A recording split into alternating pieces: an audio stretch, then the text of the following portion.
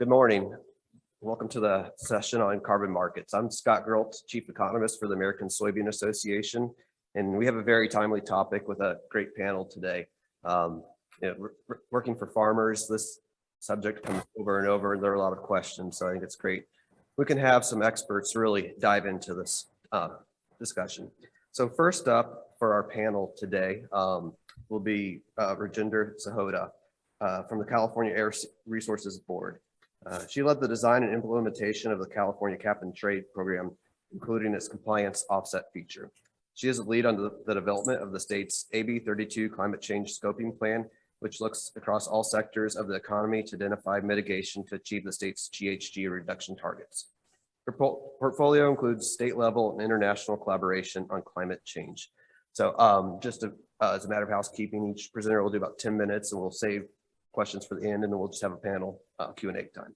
So Rajinder, I'll turn it over to you if you're able to share your screen. Great. I'm hoping that you can see my screen, and thank you so much for the invitation to be here. So I'm going to have a quick presentation about the history of the Cap and Trade program and how its reach is beyond the traditional sources that we regulate, like the oil and gas sectors, energy, and manufacturing.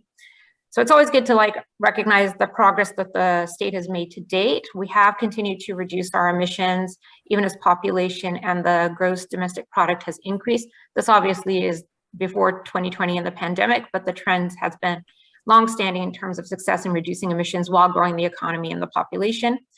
The pie chart represents the largest sources. You'll notice that it does not include crops and chaparrals and forests.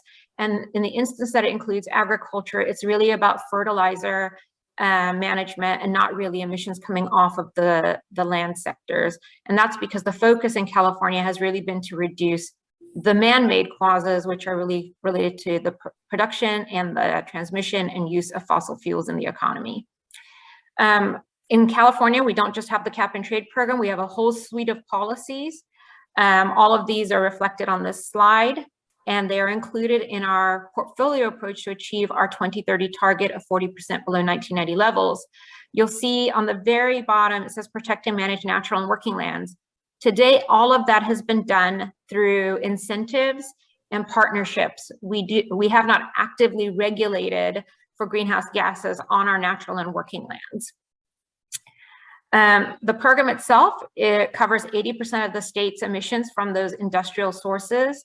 It's about 450 entities. It's a large stationary sources and our mobile sources and energy that's used in every aspect of our life, including in our homes and vehicles, and that's regulated upstream.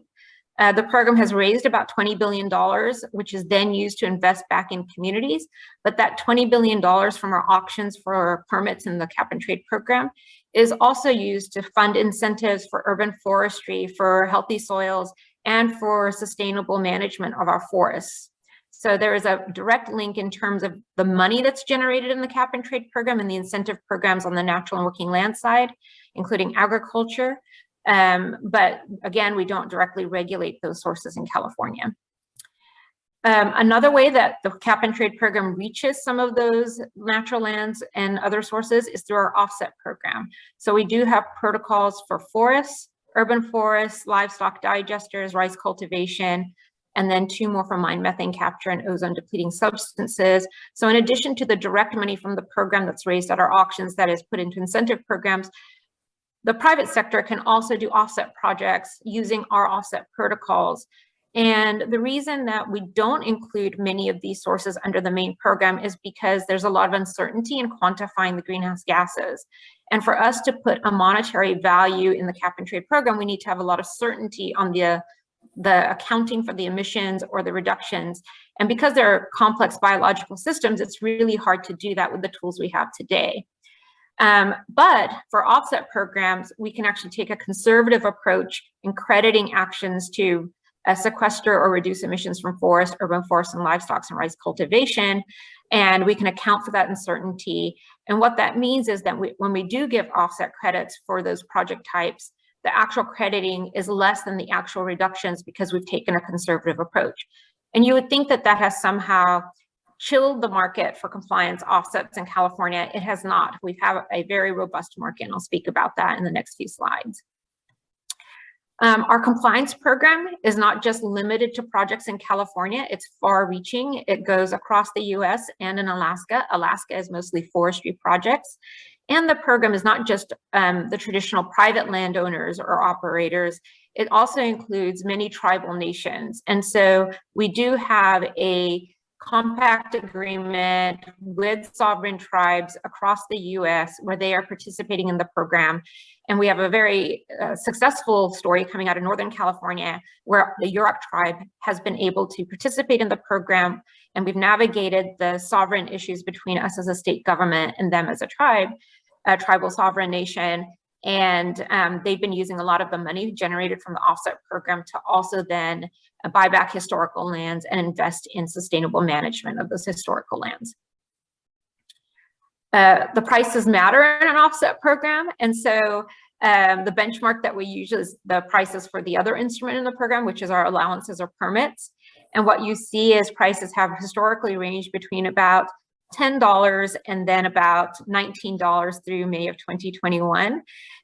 Starting in this decade on January 1, 2021, the program itself got twice as stringent as what it was in the previous decade, which means prices start to substantially increase. And you see that in the early year or the later years on the slide.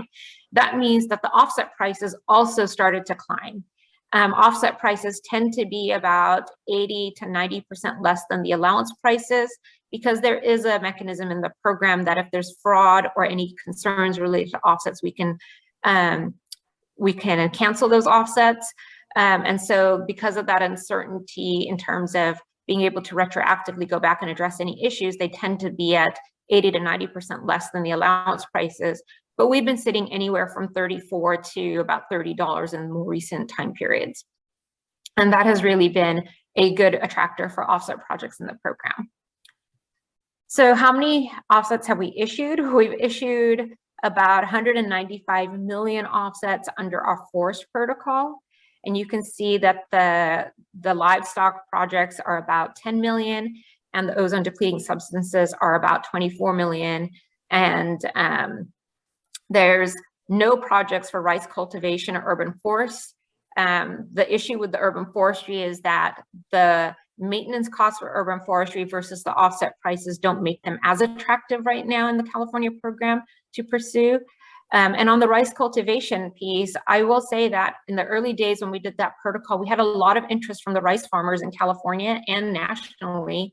But I think the challenge with engaging on the agricultural sector for us is that there's the sense that once the government has your data, even if it's in the form of an offset program, that will lead to regulation. So it's been a bit challenging for us to attract some of the actual crop farmers into the program because of those concerns. And it's not unrealistic for that to happen, because on the livestock side, we did get legislation that if we don't see the reductions that we need in the dairy sector, that we could regulate them starting in the second half of this decade. Whereas to date right now, we've been using incentives to help reduce the emissions in that sector. But the crop-based agricultural project types have been very, very chilled in the market because of the concern about sharing information directly with a regulator, even if there's a financial incentive to create offsets and get recognized for those in our program. In all of this, since the program began, there's been a total value of the market. It has represented about $4 billion. So even we talked about earlier that we raised 20 billion directly from the auctions. Well, through the offset program, we've raised or helped to create a market worth $4 billion across all of these project types. And that's a substantial amount in terms of investment going directly from the private sector, the companies that buy offsets and use them for compliance, directly to people who opt into the program as an offset project developer. The offset program in California has been litigated. I know that the integrity, the quality of offsets is always something that's called into question. I will say that in March of 2012, we were sued on our offset program. There's statutory language about what our offset program must look like: real, additional, quantifiable, enforceable, permanent. But we weathered that storm or that lawsuit, and the court ruled in our favor. And so the integrity of the California Compliance Offset Program has been successfully litigated. That never stops being a talking point or something that comes up periodically in terms of criticisms or new math to then say that the program is ineffective or not working or doesn't meet the qualities of the offsets that they need to meet. But it's very telling that most of the churn that we see now related to our offset program is more in blogs or papers or in the press as opposed to an actual lawsuit. And I will say that it's always the same criticisms just showing up in a different way, but we've litigated the quality of the program and the integrity of the program, and we've withstood all of the scrutiny that's been out there. Offsets will continue to be a highly scrutinized feature of the program just because people see offsets as almost an indulgence, that you can buy an offset and be forgiven for your emission. But we do have limits on offsets in the program, so you can't just buy offsets and get your way out of their need to reduce on site. And so there are other mechanisms to actually make sure that we pair our offset program, the reach of the offset program, while still sending the right signals to the primary regulated entities that they must also reduce. And more recently in 2021, the offset usage value was cut from 8% for compliance to 4%. And that did not have a chilling effect on the market. We've seen prices going higher. We've seen continued interest in the program. And they are seen, the program itself, because it's been litigated, is seen as something that is a standard that is attractive to many people outside of our program, even for other purposes like corporate environmental sustainability goals. And I will conclude by just providing a few links to materials and other places you can find more information on the program. And I will turn it back over to Scott. Thank you so much. Thank you, Rajendra. Next up, we'll have David McCollin, economist with the Environmental Defense Fund. As an economist with the EDF, McCollin collaborates with economists, soil scientists, and policy staff in researching the economics and necessary program design considerations of voluntary agricultural soil carbon sequestration protocols. So David, turn it over to you. Great, thank you so much. Let me just make sure I have a full screen here. Can everybody, well, I guess it's hard to ask everybody if they can see this, so I'll just, I'll take a hint if somebody can't hear. David, okay. You're fine. Okay, great. Yeah, so thank you for having me. I want to thank the organizers. I want to thank the other participants and panelists, and then everybody in attendance. Yeah, thank you so much for having me here. So I've been at Environmental Defense Fund for about 2 years, and so I've had a kind of a crash course in carbon markets and in jurisdictions. So I'm going to share some of that, what I've learned with you now. I work pretty closely with our chief economist, Susie Kerr, who's been thinking about these things for way longer than I have. So if you have questions, most of my answers will probably be directing you to some of the work that she's done and is continuing to do, but I will do my best to answer. Carbon markets, there's going to be lots of demand for high quality carbon credits. It's expected to grow by 15 times by 2030 and potentially by 100 times by 2050 due to the prevalence of net zero pledges by different countries and then also many companies. There's a great resource. It's a net zero, I think it's called Zero Tracker, basically keeps track of the different companies that are adopting net zero targets. But to reach all of these targets, they're going to need a supply of high quality carbon credits. So this sets us up for voluntary carbon markets. So voluntary carbon markets have been in existence for quite some time in the international space. They are generally pretty small, but they allow companies to purchase carbon credits to offset their greenhouse gas emissions that are too costly to abate. This is like a diagram of how the market is roughly set up. You have project developers in the top, it's a flow chart, and then you have buyers at the bottom. They're buying credits, the end buyers are buying credits from the project developers, and then they're retiring those credits as offsets to offset their emissions. Now, in the top left, you see that there are standards. So the standards kind of determine the quality of the credits. So we'll dive into that. So why do we need standards? So standards kind of differentiate credible reductions, and they're pivotal to the success of the global climate efforts that we're making. And the Task Force on Scaling Voluntary Carbon Markets is it's a private sector-led initiative of over 250 member institutions. I think it's actually more than that now, working to scale an effective and efficient voluntary carbon market. They've developed a set of core carbon principles, which I think they come from economics, but they also come from currently active markets like in California. And so I'll just run through those quickly. The core carbon principles that they've arrived at are one of additionality, baselines, no net harm, leakage, MRV, no double counting, permanence, and real. So additionality means that projects must be new to receive credits.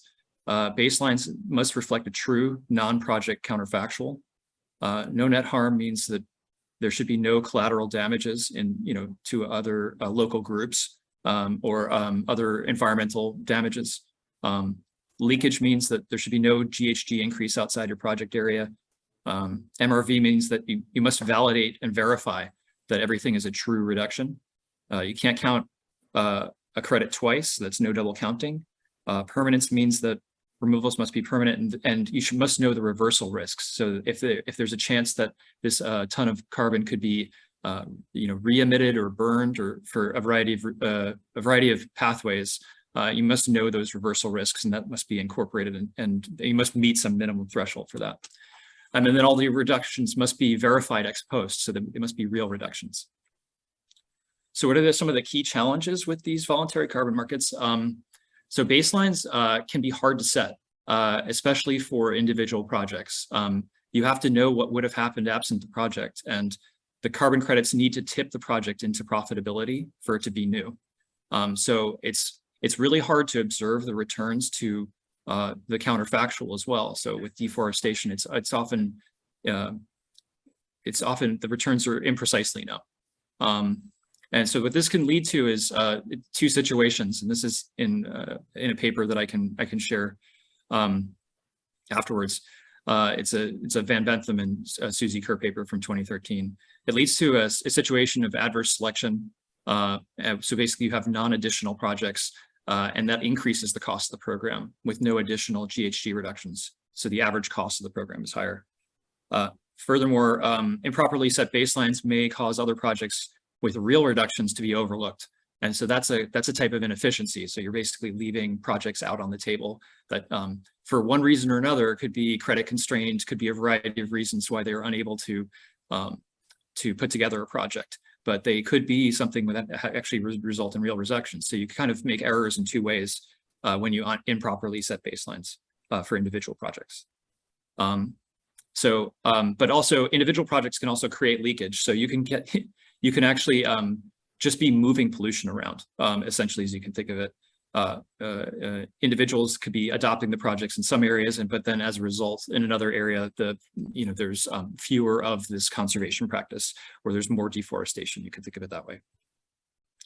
So what's a jurisdictional approach to a voluntary carbon market? So jurisdictional approaches are emissions reduction crediting approaches that quantify emissions reductions relative to a baseline for an entire political jurisdiction, such as a nation, state, or province. And so this is in contrast to this level of a standalone project level approach. And so these jurisdictional approaches can overcome some of these challenges, like additionality can be credibly demonstrated if you're able to set a baseline at the jurisdictional level. So it's a lot easier to set a baseline for a region, for a municipality, a state, or county or government, larger government administrative boundary than it is for an individual project. So if you can set the baselines more precisely, you can mitigate the adverse selection problem, and you can improve efficiency, and you can reduce the average cost of the emissions reductions. And then there are ways to handle leakage. Leakage is still a consideration and concern in these situations, but you can address it through a broader set of measures, typically with a jurisdiction. So there are a handful of jurisdictional approaches that have been tried. So there's some municipality level initiatives in Brazil that have reduced deforestation by linking credit to farmers with municipality level deforestation rates. Red Plus, for those that are familiar, it's reducing deforestation and degradation. It delivers financial compensation based on an accounting of interventions at the scale of countries rather than projects. And more recently, in November 2020, the Governing Council of the International Civil Aviation Organization approved 2 jurisdictional tropical forest protection standards. It's like a first, I think. And then in 2021, there's the LEAF Coalition. It's lowering emissions by accelerating forest finance. They set a goal to halt deforestation by financing large-scale tropical forest protection. And they mobilized $1 billion in financing. I think BlackRock was one of the groups that's helping to finance that.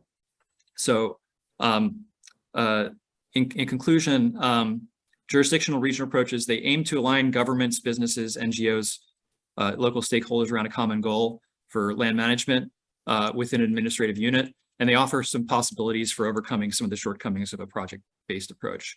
And so recognizing these differences between standalone projects and jurisdictional approaches would facilitate these more larger scale, high integrity, more cost effective and sustainable emissions reductions. So that's all I have. I hope I didn't go too far over. Thank you, David. Now we'll move on to our next panelist, Brent Songen, Professor of Resource and Environmental Economics from The Ohio State University, trademarked. Songen is an environmental and natural resource economist with experience modeling and analyzing carbon sequestration in agricultural soils and forest stocks. He is lead author of the IPCC chapters on agricultural and forest mitigation of climate change.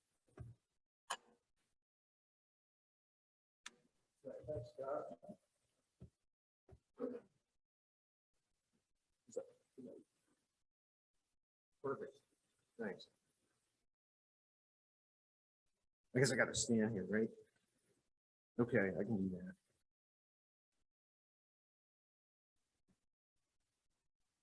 They're working?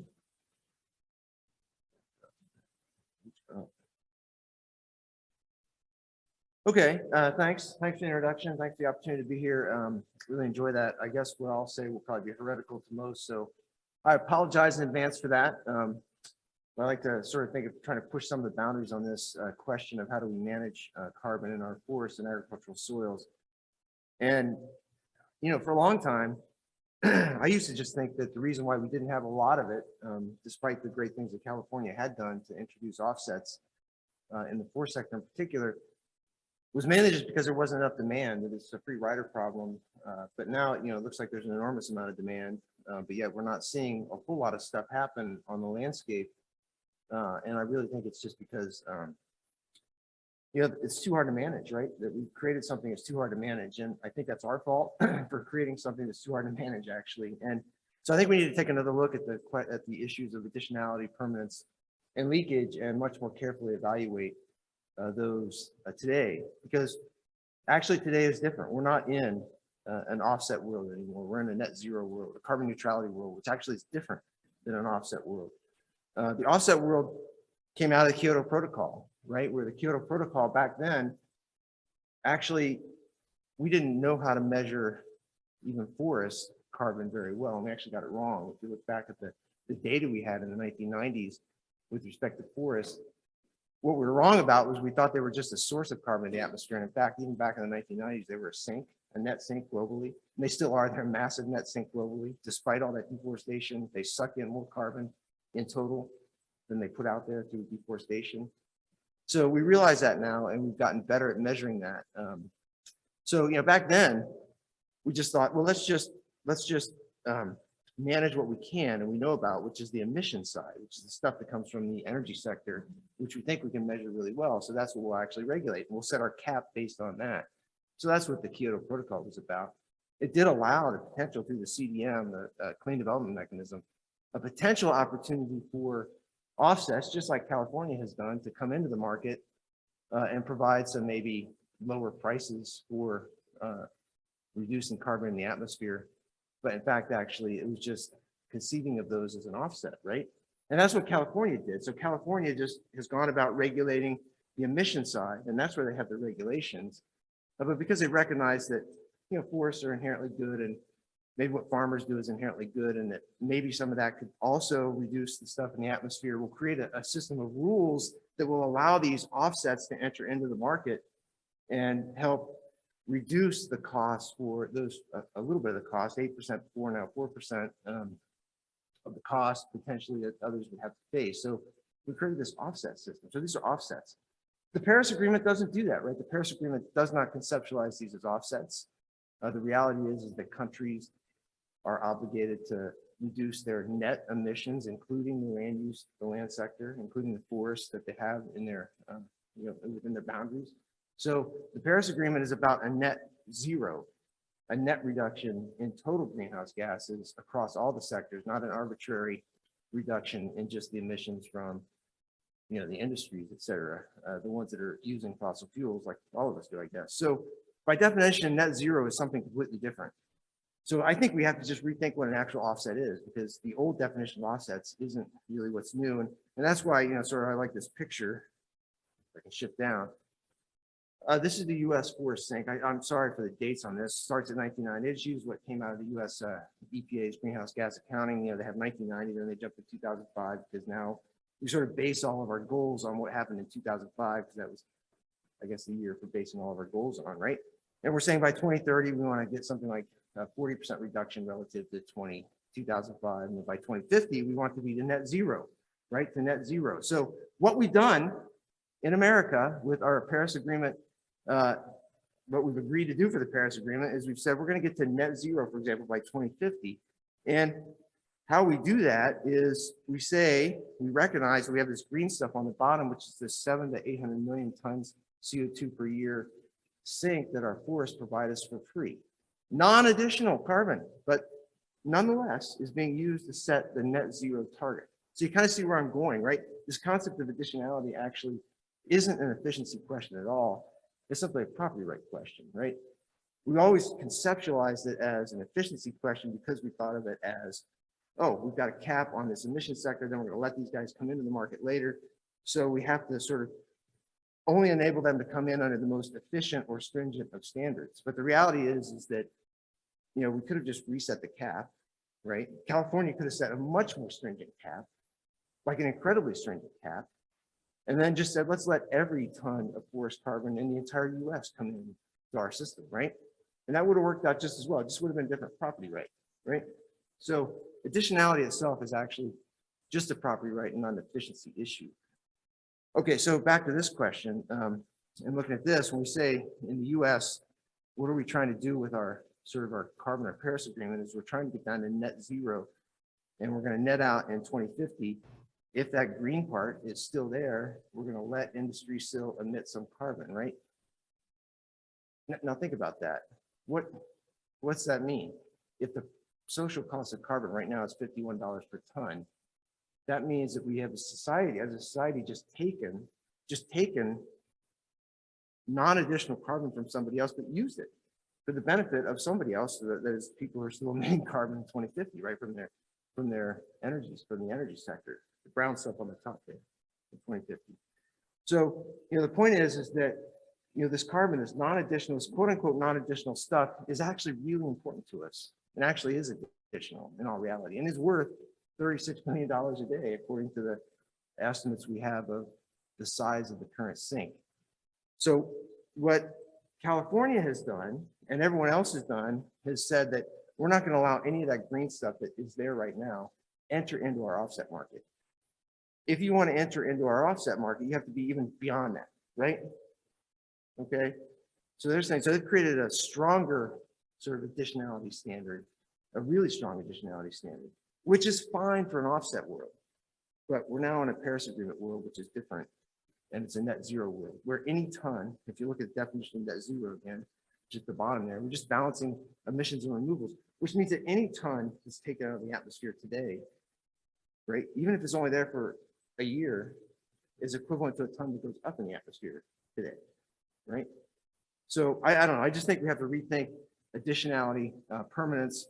If we come to talk, we have to talk a lot more about permanence, because we thought about that completely wrong too. I mean, the idea of requiring someone to keep something on their land for 100 years and contracting over that is ridiculous.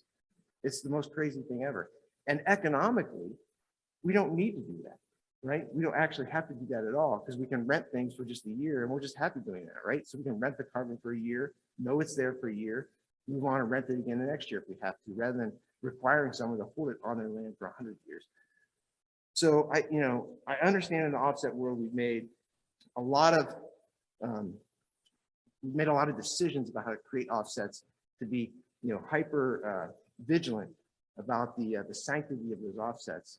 And that's fine in the offset world. But I think as we move forward, we need to rethink a lot of these things and just rethink how we do them and do a better job of it. So that's it. That's all I got to say. We'll look forward to the rest of the folks putting me in my place. So thank you.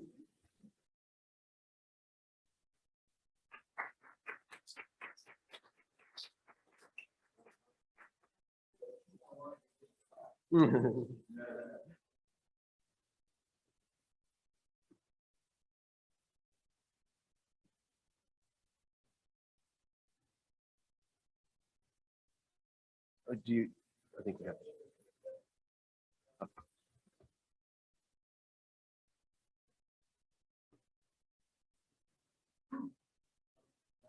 This one.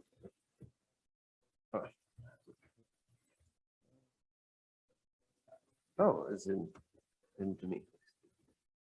All right. So next we'll have Micah Cameron Harp, who's a PhD candidate at the Department of Agricultural Economics at Kansas State University. He received his MS in Sustainability from Arizona State University and his BS in Natural Resources from Cornell University. Micah's research involves solutions to agricultural sustainability issues, which jointly improve agricultural productivity and natural resources.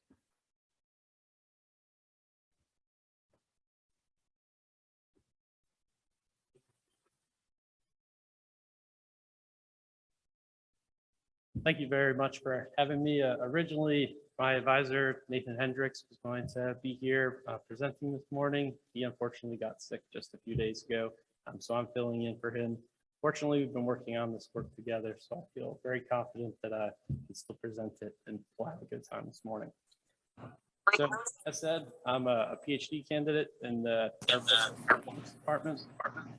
And one of the incredible opportunities I've had over the past 2 years is also to work with some producers in Kansas in the extension environment. So I've had some opportunities to hear questions concerning things like permanence and additionality and what that means for a producer as they're thinking about enrolling in those programs. So I'll share some of those insights today as well.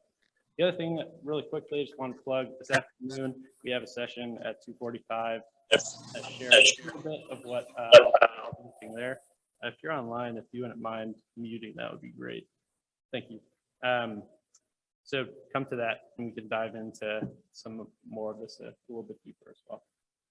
The thing I want to talk about today is the distribution geographically of carbon farming, what we might expect, and then also the implications of that distribution for additionality in the present state of this market. So if we think of the current voluntary market, the way that a lot of monitoring and compliance occurs is it really has to do with adoption of practices, things like no-till or conservation tillage, and adoption of those is really how these organizations are going to then model what the expected sequestration is. The concern there is that we're then having this additionality criteria based off of a practice at the farm level instead of the outcome, which is we're really concerned about, which is carbon sequestration. So as this plays out, you can have areas like in the Midwest where we see very high adoption of these practices that are no longer going to be additional in the way the market is currently set up, meaning that we've kind of saturated the landscape with no-till, and so a lot of producers are now unable to participate in this market. The other concern here is that this has some really powerful implications for where we might get cost-effective credits as well. So in some of these areas, like in the Midwest, adoption of no-till is profitable for producers, right? And so it's going to occur regardless of whether a program is necessary. We wouldn't think of those credits then being additional, right? A program isn't necessary for adoption, and so these credits wouldn't be generated. The reality, though, is that the soil may not have saturated with carbon. Right? We still may have some capacity to build up the soil carbon stock, but those people are placed out of the market because of the eligibility criteria. Micah, I'm sorry to interrupt here, but we're not seeing any slides. Do you have slides? Yes. You might need to maybe, I don't know, maybe you need to share the Zoom screen or something. We missed all of Brent's, and so I'm hoping we can fix this up. Thanks. No problem.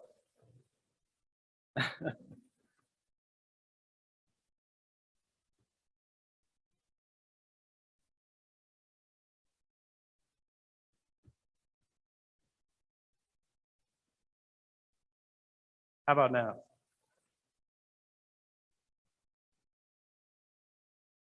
Yes, perfect. Thank you. Wonderful. Okay. So the second component to additionality I mentioned previously is really this concern about what the actual carbon sequestration is that's occurring. So on one hand, we have this eligibility criteria, right, which is whether people have adopted the practice before a certain year, after a certain year. But then based on the growing conditions where you are in the United States, the actual carbon that is going to be sequestered in the soil can vary drastically. Greatest predictor of below ground carbon is above ground biomass. So regions which have very good growing conditions, like in the Corn Belt and areas like in the I states, they produce very good above ground biomass, and also the below ground benefits of adoption of these practices in those areas is much higher as a result. The concern from some of the intermediaries, right, is that if you've already adopted no-till 20 years ago, perhaps your soil is now saturated. And so even though the potential sequestration of these practices is very high, in reality, the additionality, the marginal change in carbon in the soil could be quite low. So what we do this afternoon is overlay these two factors here. And we model the predicted adoption rate of practices, and then we compare that with the potential carbon sequestration of practices. And in doing this, we can highlight certain regions of the United States where we would expect there to be very high quality, expensive credits, very low quality, cheap credits, and then these regions where we really need to be careful about whether we consider these credits to be additional high quality credits or whether these practices were just going to be adopted anyways. So in regions here in the Midwest, in Illinois, we have presently very high adoption of no-till, right? We know that the rate of adoption is increasing. And so we can say that the expected profitability of those practices is probably quite high, but also the returns in carbon sequestration is very high as well. So we may want to target that region if our goal is to get a bunch of carbon sequestration, but we may be wasting our money if producers were going to adopt those practices anyway. So this afternoon, I'll go through this a little bit in some more depth, and then we'll talk about cover cropping, which is a very different picture and one that I find especially interesting. A couple other things that we want to bring up as we've been thinking about this issue are some of the heterogeneity among producers as well. So this is a voluntary market right now.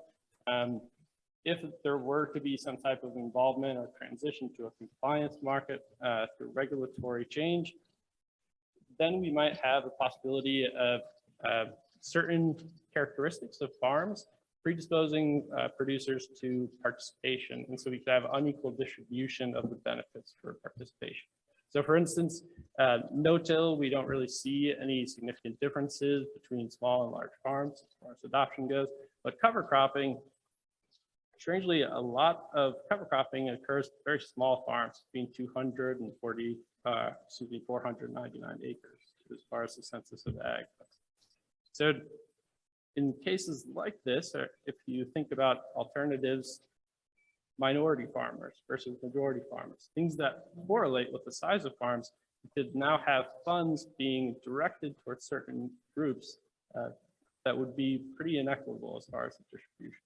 So these are some other concerns that we've been talking about. And again, if you think about the transaction costs involving switching to no-till, for instance, is going to involve some pretty large investments in capital. And that's going to be easier if you're a larger operation, greater financial resources. Like Brent mentioned, there's some very serious questions that we need to ask as well about things like permanence. And one of the things that we've been discussing is this idea of disadoption as well. So if I'm an early adopter, I've been doing no-till since 1970, my soil's chock full of carbon. Now let's say for a variety of reasons, perhaps some input becomes much more expensive, I might decide that it's time to make a change. That carbon that was stored in the soil is now going to be exposed to oxygen, decompose, right, and release some of the CO2 that's in the soil back into the atmosphere. Right now, there isn't any mechanism for that type of producer to be enrolled in a program which would encourage them to continue sequestering the carbon year after year, like you mentioned. Instead, they are not eligible for participation, and there isn't going to be some type of incentive program to keep them in that environment. This comes up very frequently in cover cropping. The cost of glyphosate has increased. The cost of all inputs has gone up a lot this year, but especially with glyphosate, this has been an issue that comes up in my extension work, where producers say, unless they're using their cover crops as feed for the cattle, it's just not economically feasible. So you can imagine that there are some type of similar case, disease breaking out, like one of my colleagues at Kansas State has looked into, that makes no-till no longer a good idea. We can now have this possibility of a risk of a lot of carbon, which we think as sequestered for whatever the term is of the agreement, now being emitted back into the atmosphere. Ultimately, the way that we think about these different questions is that there are these trade-offs if you're designing one of these programs, right? And on one end of the spectrum, we have something like a program encouraging no-till, which probably is going to take a very small amount to compensate a producer to adopt that practice, but it's very unlikely to be additional because they probably were going to adopt it anyways. On the other end, something could be extremely expensive to encourage adoption, like cover cropping in certain areas where it's just incompatible with current production practices. But if you do have that change occur, the carbon sequestration associated with it could be incredibly high. So again, these are just a couple of things that we've been discussing, and if you'd like to hear a little bit more, please come to our session this afternoon. 2 miles, keep left onto I-405 South. Thank you.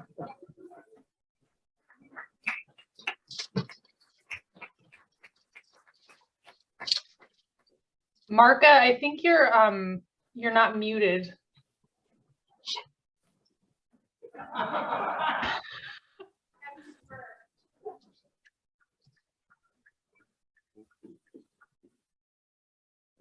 So we're going to have a slight change here before we bring up our last speaker. We've been very fortunate to have her gender, but she has 11 o'clock commitment. So I want to make sure that any questions for her have a chance to be answered. So if there's anyone online or in the audience that has a question for her specifically, now's the time to do that.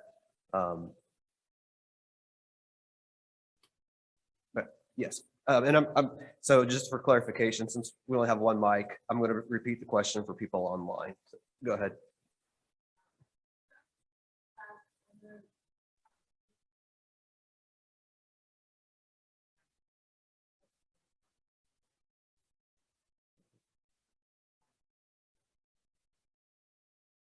Okay, so the question is, will California potentially be looking at soil carbon sequestration or emissions into the future? Yeah, that's a great question because we don't have an offset protocol for that, but we do take a lot of money from the cap and trade program and run it through incentive programs to support healthy soils, which is about increased sequestration in the soil sector. And as part of our scoping plan right now, we integrated in natural working lands. And so we are looking at the entire system, not just the industry and energy sectors, as being contributors to achieving carbon neutrality no later than 2045. So I think it stays in the incentive side for now. The bar is really high for offsets in the cap and trade program, but there is a role for soil sequestration in our climate policy.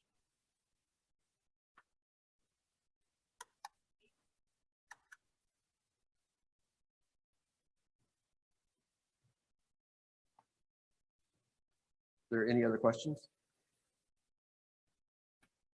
I think I would have one. So you mentioned that multiple states are able to participate. How do you perform verification for projects that are located in other states?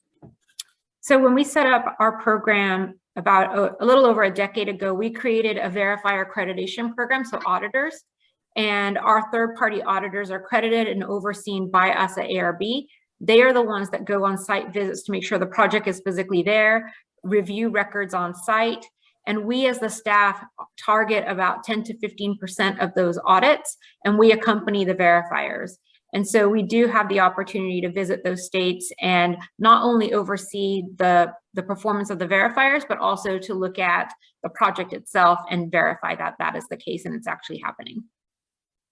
I think the distinction here is that we can't regulate outside the state of California, but when somebody opts into the program, as soon as they opt in, they are agreeing to be under our jurisdiction for the purposes of the program and subject to our legal authority.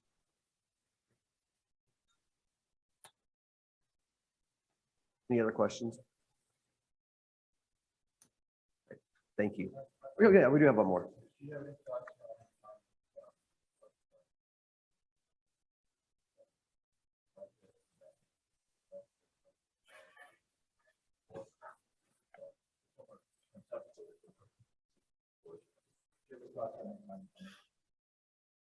Yeah, the question is, Virginia, do you have thoughts on the some of the previous presentations when it comes to additionality of forest or cropland in that issue? I will say that additionality, the way that we think about additionality can become quite subjective and it needs to remain objective. And so when you start to introduce subjectivity, like, do you believe that the motivation was X, Y, Z? We actually litigated that in that 2012 lawsuit. And the way that we set up our program is we set up performance standards. So clear criteria. If you meet these requirements, you are considered additional. So there's no subjectivity in that process. It was the subjectivity in that process under the CDM that resulted in so many issues in the CDM offset market. And so I think that when we hear about financial additionality and the motivations, I'm going to quote something that the judge said in the lawsuit with California, which was, do you really expect the state to put a lie detector on every person to understand their motivation for pursuing something? That is not a practical way to run a program. And I think we in California have set up a way to, and it's been litigated successfully on how to address additionality, because one, financial additionality is a really hard test. And at the end of the day, who cares who pays for something as long as the action happens when you're really caring about climate change mitigation? And two, objective criteria makes it easier for the verifiers and everybody else to understand the rules of the game and check whether or not they meet or don't meet the additionality standard.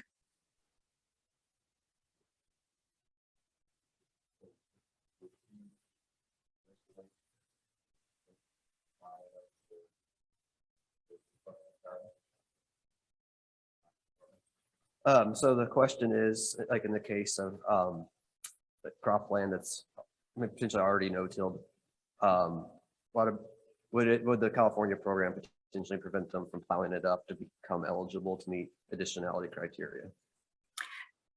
So the perverse incentive where you leave something alone and then you actually take an action. So there are criteria in the performance standard about a look back time period. We have that for reforestation, like you can't clear cut something, then plant trees and say, now we're going to be in the credit, get credits for those. So there are ways to address those exact kinds of potential perverse incentives that can come about with a performance standard.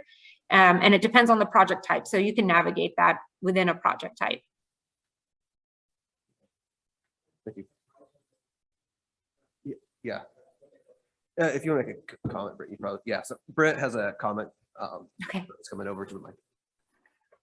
I guess the only thing I would say is that the only difference between sort of what Virginia is talking about, and what I'm talking about, is that all those methods to make sure that something's additional, I agree with all that, with what they've done. What I disagree with is that what they've done is created a slim set of additional credits. I'm actually arguing that there's a lot larger tranche of credits out there that we're right now ignoring that are considered to be non-additional, right? And I'm arguing that those should be actually considered additional and allowed into the market. Because in fact, actually by a net zero standard, they are taking carbon out of the atmosphere today, right now, and doing a benefit for us. And we're just not allowing them by any additional to be a contributor. So that's sort of my argument, is that, you know, in fact, actually there's a bigger tranche out there that we need to allow into the market, into any market. And then on the side of the agricultural component, which is if you're trying to design a way to do that effectively, you know, look at what New Zealand did. You know, New Zealand just said, you know, let's take the Van Kooten tax and subsidy scheme and just apply it to the entire system of forest out there. And then what we'll do is, because taxing someone like this is taxing a farmer who plows up their land, right, would be obnoxious. We would never do that in the USA because we're just not allowed to tax farmers for anything, right? However, if we have a voluntary program where they can come into our system voluntarily and get credits for being in the system, then they're going to have to be subject to a tax for any plowing that they do, right? So what New Zealand did with their tree system is said, you know, if you planted trees 10 years ago and you want those trees to be offset against carbon emissions from a factory today, you can do that. So that's non-additional, right? By California standards, that's non-additional, but they let them in. They just said, what you have to do is you have to then be willing to, when you harvest those, be subject to the tax that we're going to tax it with, right? So that's an efficient mechanism to manage this additionality question, to allow more tons to be considered to be additional. And just, it's a more creative way of doing it, right? And we just haven't gotten there in the US. New Zealand did it. It's a smaller place, maybe it's easier to do there. But anyways, I don't know, there's just ways we can handle it, I think. Yeah, I'm just going to share an observation on that point. I absolutely agree that California has created a sliver, an opportunity for offsets. And that is because we are subject to litigation constantly, the threats of litigation on the program. And we don't want the offset program, which is a relatively smaller part of the overall program, to somehow undermine the entire market program that we have in California. And so, yes, that's all true. I will say, and I do agree that there are other credits that can be generated that don't have to meet all of those very high bar specific criteria in California, that corporations can actually reliably invest in and get a credit for those in terms of sustainability goals. The issue I'm seeing right now is that you've got like the integrity voluntary carbon groups out there, which is like 100 or so experts, and there's this purity test going on. Like, how much more strict can we be on every credit and who gets to claim it? And I think when you think about something outside of a compliance program, which is in statute, and more about environmental sustainability goals, there should be a different standard. And all of those other credits should be recognized there. And this theoretical exercise to design the perfect pure program is letting perfection be, it's perfection over good. And I just don't think that that is the right place to go. If we all honestly believe the science is that we need to move now, we should be looking for every opportunity and every mechanism to recognize any crediting out there. So this purity test, this perfection as the end goal, is actually working against what we need to do in terms of the science on climate change.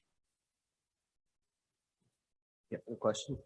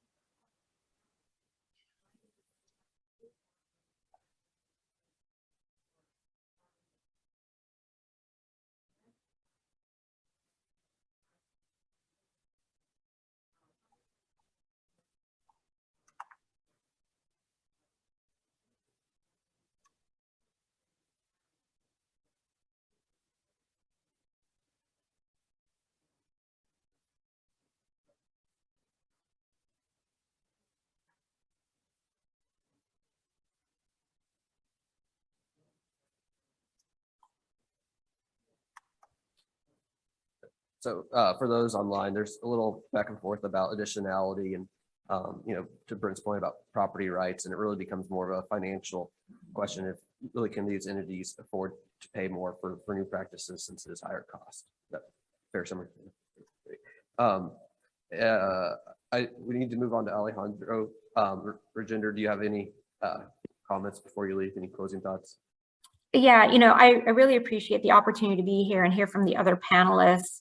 I will just say that, again, the program in California is set up because of statutory requirements. It's bigger than the offset program, and we do have litigation threats out there. But I think that doesn't stop other markets from being created or other ways to actually get financial resources to good efforts to reduce GHG emissions, because at some point we're going to be searching the sofa cushions for every reduction out there to meet what the science says we need to do.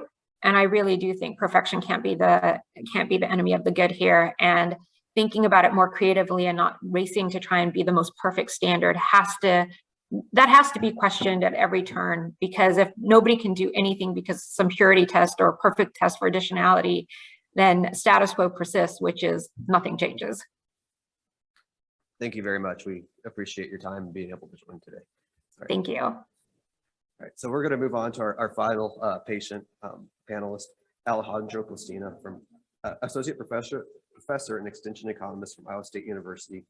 He is an agricultural and resource economist and extension specialist focusing on farm business and financial management, agricultural productivity, and the economics of conservation practices.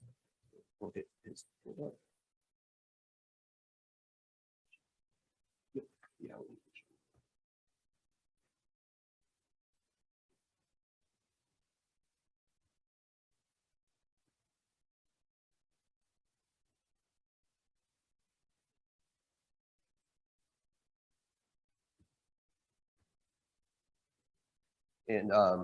And can you confirm that you all can see the screen okay? The presentation? Yes. Yes, we can. Thank Okay, you. thank you very much. All right, good morning to you all. Thank you very much for the invitation. Thanks to the organizers. I'm going to speak about the voluntary market for carbon offsets. So Brent talked about net zero as being the new norm, both from the country perspective and also from the corporation's perspective.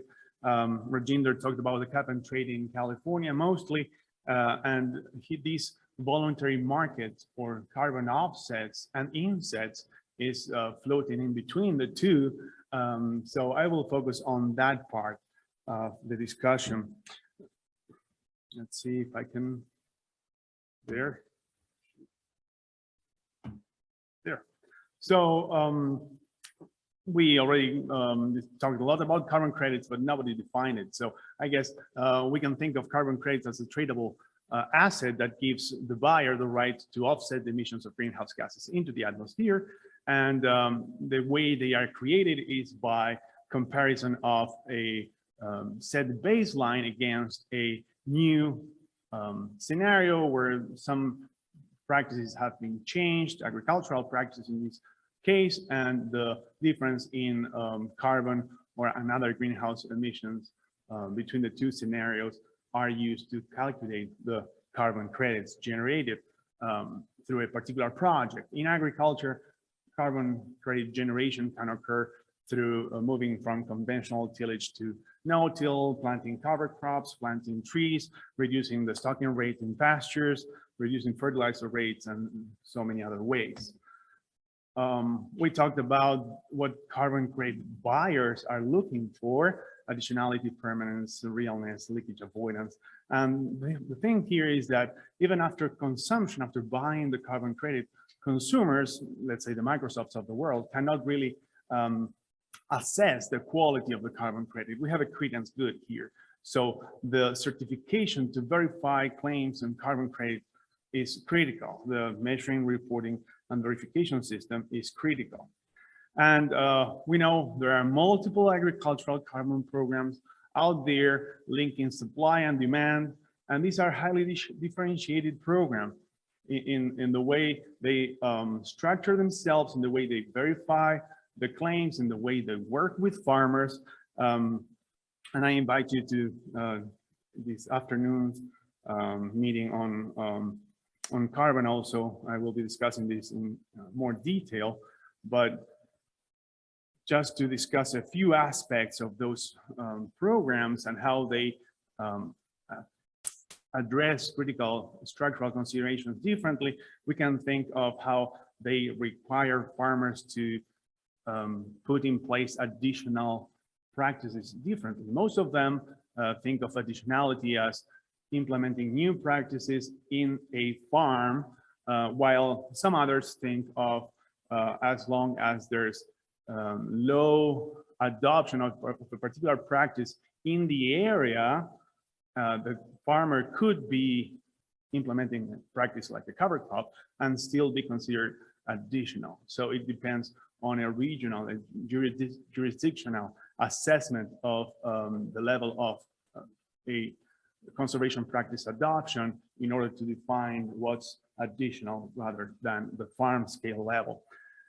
Each of these carbon programs use their own systems to quantify how much carbon is sequestered by a particular practice. So if we are focusing on a farm at a point in time managed by one farmer, and let's say we're trying to measure or to assess what's the most reasonable carbon credit program to participate in for the farmer, we are not able to do that right now with information we have, because each of these carbon programs use different methods to project how much carbon credit will be sequestered, and then to measure the actual carbon sequestration that occurred after the practices have been implemented.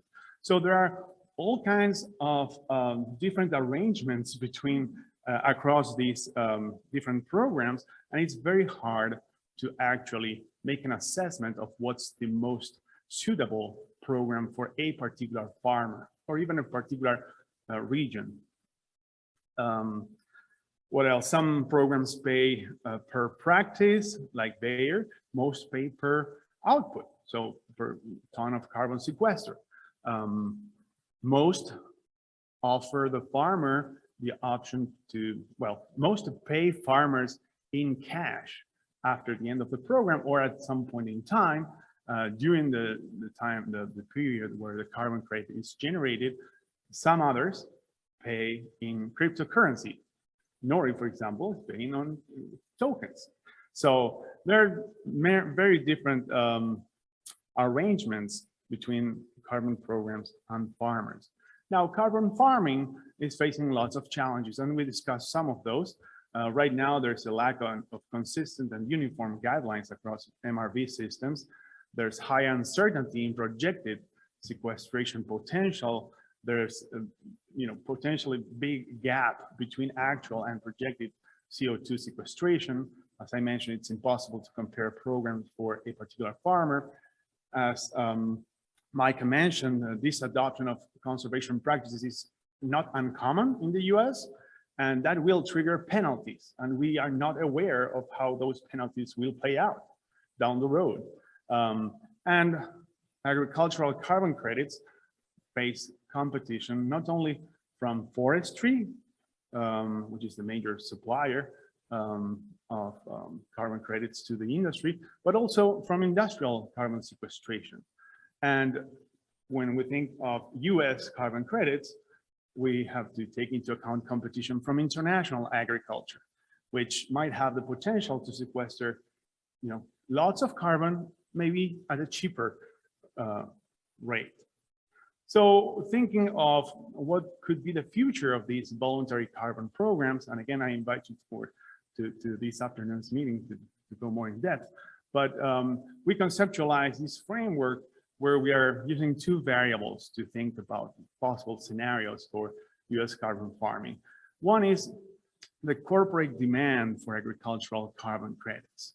That could be low or high, but it's important to keep in mind that it's the corporate world, so private demand for carbon credits. And then the net returns or value of ag carbon credits to farmers. And there could be a big wedge between the price paid by corporations and the net return received by farmers, right?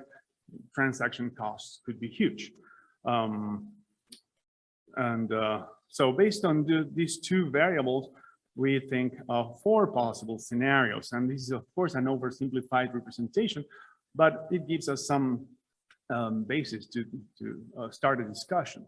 In the first scenario, with high corporate demand for ag carbon credits and high net returns for farmers, we have the next cash crop. That's what many are selling out there. We have many farmers being visited by these carbon programs representatives, selling them the next cash crop. So that's one possible scenario. The second scenario is high corporate demand, but low value for agricultural carbon credits for the farmer. In this case, farmers would only implement those practices that are, that would be implemented even without the payments. And that's what we call the low-hanging fruits only scenario. In a third scenario, with low corporate demand and high value of carbon credits, and you may think, oh, if there's no private demand, who's paying for that extra value, right? Well, subsidies can come from different levels of government, and that could be in different ways, direct subsidies or subsidies to the practices that farmers can put in place to generate these carbon credits. So in this case, taxpayers pay the bill for this market. And that's something that was considered at some point in time. There might be room for considering this scenario. And then if everything goes south, then it's a missed opportunity. There's no value of carbon credits and low corporate demand, then that's a missed opportunity. So what would the scenario 1 look like? Well, this would be a valuable and stable source of income for participating farmers. It needs a credible MRV system. It needs limited competition from industrial carbon sinks, forestry, and other sources. We also need large-scale adoption of conservation practices that generate high-quality credits, and these will result in liquid markets for agricultural carbon credits with moderate price volatility. Eventually, robust financing and adequate risk management services for farmers and buyers of credits would support this market, and possibly, and this is what some commodity groups are discussing nowadays, is whether there's room for value chains for low carbon intensity commodities and articulated protocols so farmers can migrate across programs, these different programs that we talked about. So that's what the next cash crop scenario would look like in our eyes. But the most likely scenario in the status quo is just the low-hanging fruits only. And here we have a weak credibility. We have a weak credibility of the MRV system. The perceived quality of agricultural carbon credits on average is low. In order to continue to exist, we still need limited competition from other sources of carbon credits, forestry, industrial carbon sinks, and so on. And we'll probably continue to see a small and underdeveloped market for these carbon credits. So in this scenario, again, farmers implement only the least cost practices to generate carbon credits. And these are practices that most likely would be implemented even in the absence of carbon payments. So how to move from scenario 2 to scenario 1? Well, address the science gaps we discussed to reduce the uncertainty of production of carbon credits.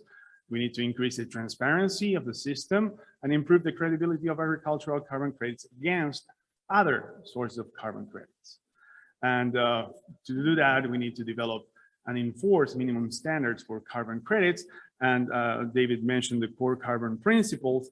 That's, I think, a good step forward, but it's not necessarily a generally accepted set of principles as of today. So that might be a good start for these to develop. But we need credible minimum standards and let the market define premiums and discounts based on the standard, right? Like we have with organic markets before and after certification. And with that, I will look forward to the discussion. Thank you.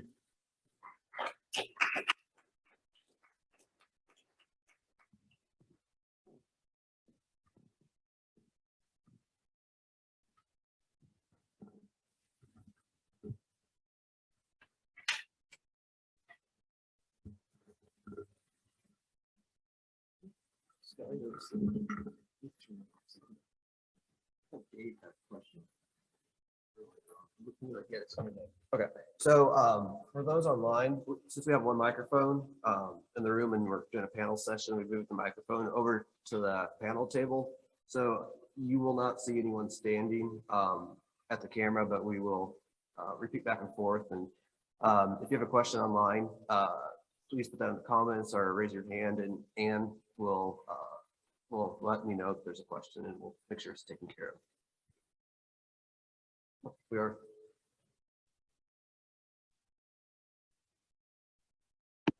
No, go ahead. If you wouldn't mind taking off the. Yeah, that's good. I think we can see everybody now. Okay, great. Thanks. Anne, is there a question online yet? No. Okay. Is there a question in the room? Comment? So this would be in reference to paper practices, disenrollment. One thing I've heard from Western campus producers, it's just too dry. So I guess the concern would be temptation to cover cropping as also thinking about crop rotation and how cover cropping fits in with cover cropping. Scott, or someone's going to repeat that question for us, right? Correct. Correct. Yes. We're still. I'll ramble on. So like a typical rotation would be soy, wheat, milo, and then there's not a lot of room in there for the crop. And so would that be an eligible practice for your only cover cropping for like half the part of the rotation, or you need it as more of an ongoing for the fluid? Yeah, absolutely. So the question is two parts. The first, in areas such as Western Kansas that are arid, the farmers seem to believe that there's not adequate moisture for cover crops, that it would take up too much of the moisture for the cash crop. And so the questioner is wanting thoughts on that. And the second part was with crop rotations that might have more compressed timelines. How do you handle only having a cover crop on for part of that time, as opposed to being able to leave it on for the full? Thoughts? I can see that it really does depend on the program in the current market. So there are programs that have very comprehensive guidelines that even changing cropping regardless of whether so that you're reducing that is covered from the current program. I think that the way that a lot of programs are set up right now, that much easier to monitor and verify if it is competitive water being the practice that is being covered up.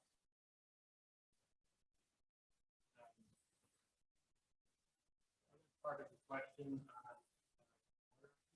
so recently our cover cropping and I was told there is we have adequate moisture. Crops are unless you have that. Otherwise, it's really start getting return on investment. So I think Scott, we're not hearing any of this, just to be sure. Okay.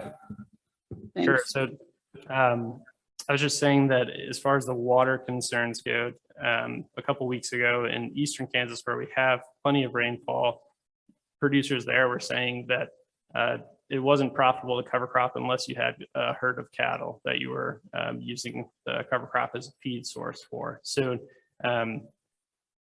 just in general, we see adoption of cover cropping being very low because a lot of times, unlike no-till, there isn't some type of reduction in the number of passes on the field, right? So you don't have some type of fuel savings in addition to the agronomic benefits.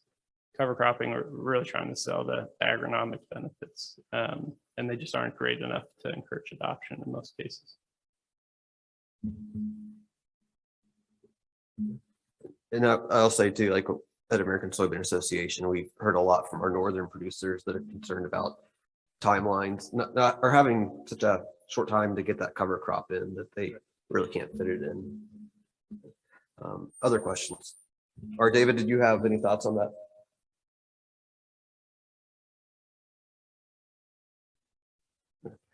Other questions?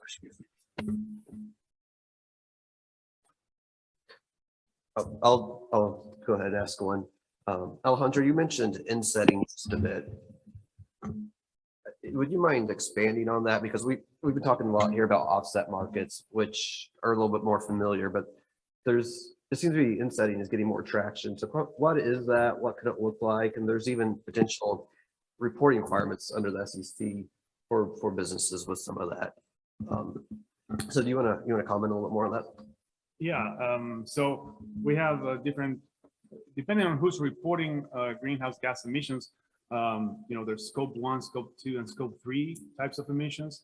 Scope 2 are mostly power plants and energy generators.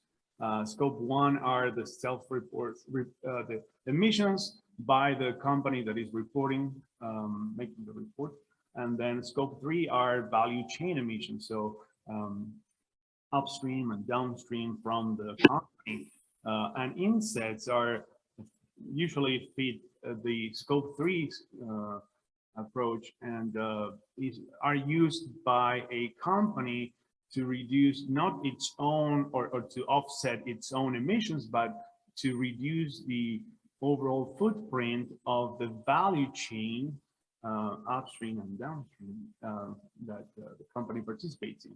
So, the main difference between offsets and insets is that offsets can only be used by the company that is buying and using that to offset a scope 1 type of emission, while insets can be claimed by the entire value chain. Then once the footprint is smaller for the value chain, everybody participating in that benefit. And these carbon programs that I mentioned are right now thinking about ways to document and verify these insets, how to sell them particularly. As far as I know, only Corteva is actually offering the possibility of buying and selling type of insects. That's in the snapshot.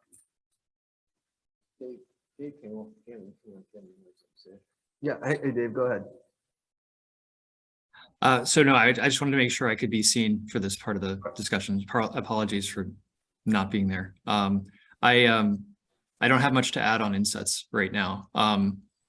I am aware that most of these protocols that are for the soil carbon, they are mostly individual level projects. They're not jurisdictional. We're not talking about counties. We're not talking about larger areas. So there's some selection. I mean, they have to make contracts with farmers and they are approaching farmers, and we're interested in how they're selecting them. Of course, they're probably not going to share that information freely, or maybe they do it without signing an NDA or something like that. But yeah, there's some concerns. But although it's good that everything's moving in that direction, but at the same time, jurisdictional approaches are something that we are. That's what we generally try to investigate, because we think that they have the potential to deal with efficiency, improve efficiency, as well as reducing costs. But sorry to take the stage. glad to be here. That real quickly. The other advantage of scaling up this type of program to a jurisdictional level is it's incredibly hard to accurately predict carbon sequestration at a fine scale. So there's a paper by Ogle et al. in 2012, I believe, where they compare if they model carbon sequestration at the field level to something like the county level and at the national level. And at the field level, they find almost 700% error in prediction. So one of the advantages of this jurisdictional approach is that we also know what we are paying for, how much carbon is actually being generated. Whereas if we continue to have very small scale projects, the measuring and monitoring, the cost of that are much higher. It becomes a lot more difficult, and you have to do things like a much more thorough soil sampling. So that's another thing that producers ask me fairly frequently is, should I be doing soil sampling before or during one of these programs? And at times it's covered by the program itself. Truterra, I know, will pay for soil sampling, but at other times that's a cost that they're contemplating bearing, because potentially if they're actually sequestering more carbon than the program models, they can make up some of that difference. Yeah, and I can also, I would like to add something if that's possible. Yeah, absolutely. Go ahead. Yeah, so I agree with Micah on this. The errors that the distribution of errors that you make in baselining as you aggregate don't grow proportionally with the size of the aggregation. They grow with the root of it. So you're getting more precision, and in doing so, you're pretty much offsetting the adverse selection errors with improvements in efficiency. That's how I think about it. And so you could still have an adverse selection problem even with good baselines as well, but it gets ameliorated by it. It eventually goes away. You're able to discard projects that are not additional if you have perfect baselines. But I think that's kind of not. It's an unobservable thing. You're going to get close, but you're still going to have this problem. So I'll leave it at there. Scott, we've got a follow-up question from Zach Brown. Zach, I think you can unmute and just ask your question directly. We're a pretty small group. Okay. Apologies, I can't be there. I'm ill, sick. But I was just wanting to know, I guess, at the farmer level, I'll just read what I wrote. Are there any efforts underway to help farmers actually improve, like to learn about the realized credits that they can get from a given field? Because presumably they've got they are in a position to really learn about the performance of a given field, and that could be really useful information, and I would think, in improving the performance of the system. Thanks.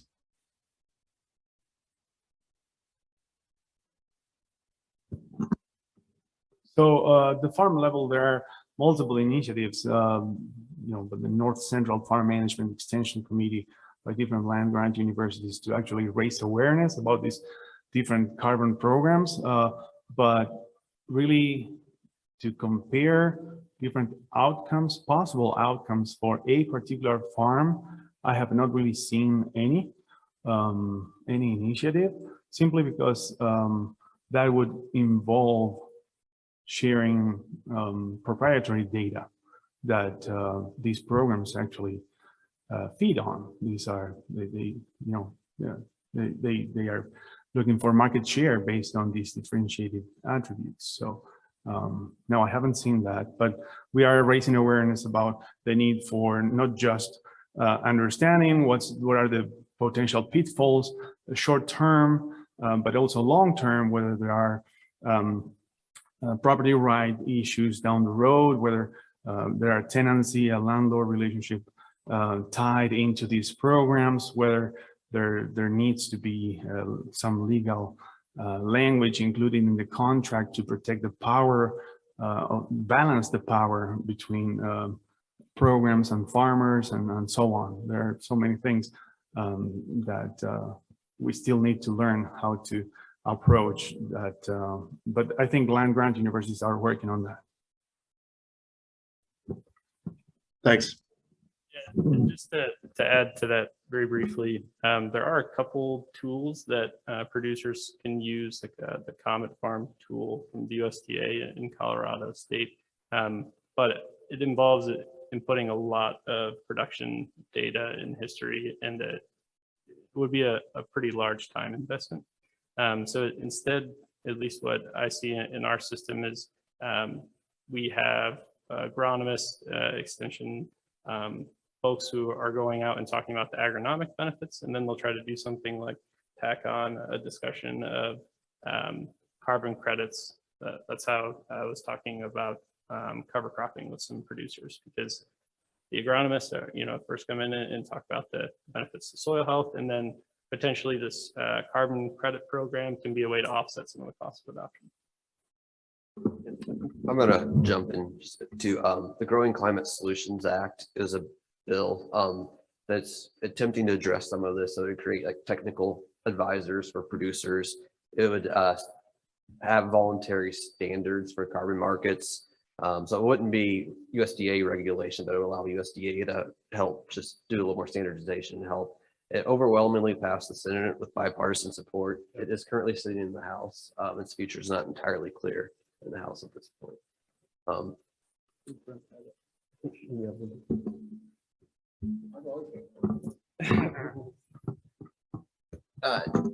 I was just gonna make, I guess, two comments. One is on the jurisdictional thing. So I'm not optimistic about that. It's jurisdictional can work if you have a lot of public land. When you have private land and carbon is worth something, and so it could work if our federal government wants to take the carbon that farmers produce on their farms and just use it to its benefit, or use it to industry's benefit, actually, to reduce the standards it might impose on the fossil fuel burning industries. The jurisdictional approach would be fine, but then farmers are going to be looking at that saying, well, why am I just giving that up for free, basically, right? So it's in their interest to measure their own carbon at the end of the day, and they're just going to have to do it. Jurisdictional approaches have been used in red, which is the forestry stuff reducing emissions from deforestation and degradation, where most of the land is public, where it's owned by the government. And so the government then takes the effort to try to reduce it. But remember, jurisdictional programs are also susceptible to massive failures. So Brazil did a great job of reducing deforestation for about a decade before they didn't, right? Now they're back to the same levels of deforestation they had well before that. They reduced deforestation dramatically. So, while they jurisdictionally did great for a decade, now they're doing not great again. So, and the same thing in Indonesia. Indonesia said they're going to reduce deforestation to zero, and then they decided to tell Norway to take a leap off a bridge. We don't need your $1 billion because we're not going to reduce deforestation. So, jurisdictional things may work in some cases, but I'm not hopeful about them at all, because carbon, it is something that should be a PES, payments for ecosystem services, traded at individual unit on the individual land base, and the landowner should have the responsibility of measuring, monitoring, and verifying it, and make sure it's there, just the same way they take care of that crop, right? And so to me, that's the only way this would ever work. So that's just one thought on the jurisdictional side, whether we could ever go that direction. And if you want thoughts on Growing Climate Solutions Act, I could think of a no bigger disaster for the carbon market than the Growing Climate Solutions Act. I mean, having the federal government get involved in this would probably make it never be a market thing. So I think that's one way that farmers would lose the value. And so I personally think that it's probably a good idea that the private sector continues to push this, and hopefully the federal government stays out of it, because I think it'd actually be a problem. You've heard me say that before, though. So my organization has actually endorsed it. Which is, I don't have an organization. Yeah. I got Pete. That's fine. So we're out of time for this discussion, unfortunately, but we will continue this afternoon at 2:45. Where we're doing a track session with the participants that are in the room, or the panelists. I want to thank everyone on the panel for their time today, for the information, as well as the senior environmental sections for organizing this great session. Thank you all. Yeah, thanks everybody for coming. I you. think it was a good discussion. We could always use lots more time.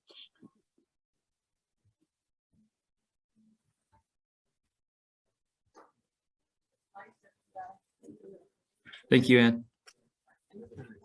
Thanks, David. I appreciate you spending the time. Um, Sorry it was so hard to get in. It was great. No, thank you Yeah, very much. good. Yeah, good.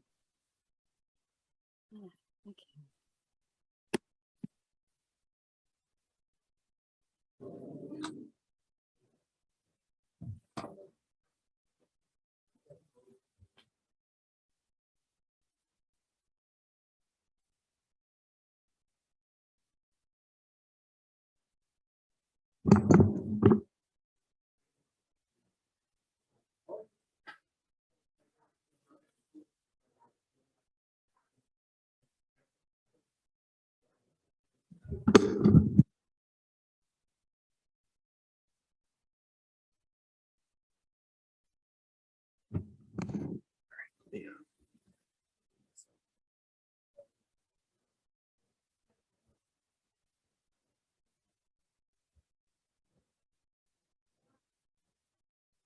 Would you have any special wisdom to pass on to the next group of presenters? Such as, how are we going to make sure that the Zoom's operating? Yeah. Question, so it's a little It's a little weird.